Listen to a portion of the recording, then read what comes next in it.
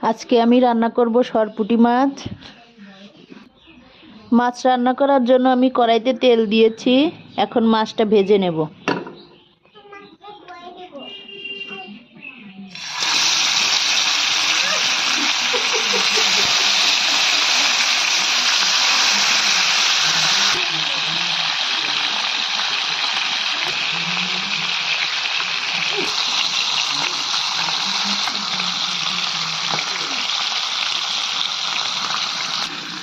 অন্য চুলায় মাছ রান্না করার জন্য কড়াইতে তেল দিয়েছি।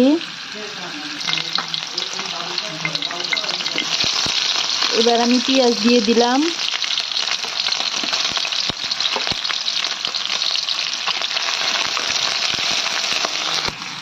পেঁয়াজটা হালকা ভেজে নেওয়ার পর দিয়ে দিলাম আদা রসুন আর একটা পেঁয়াজ আমি পেস্ট করে নিয়েছি। দিয়ে দিলাম কাঁচা লঙ্কা। এবার সামান্য জল দিয়ে দিলাম।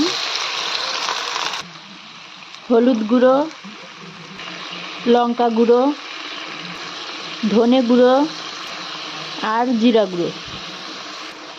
এখন আমি মশলাটা ভালোভাবে কষিয়ে নেব।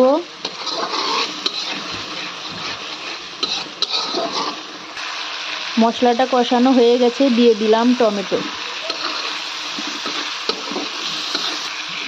এখন দিয়ে দেব আলু।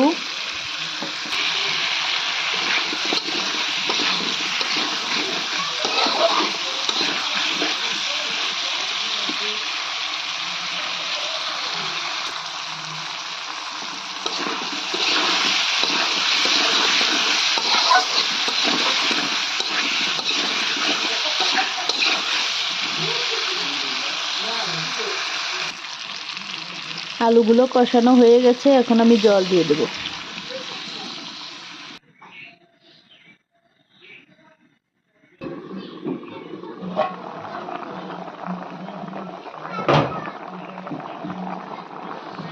এখন আমি মাছগুলো দিয়ে দেব।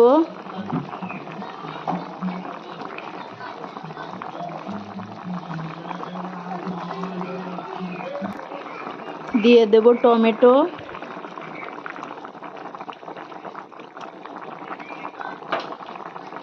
আর 2টা কাঁচা লঙ্কা। রান্না শেষ। এখন ভাজা জিরের গুঁড়ো দিয়ে নামিয়ে নেব।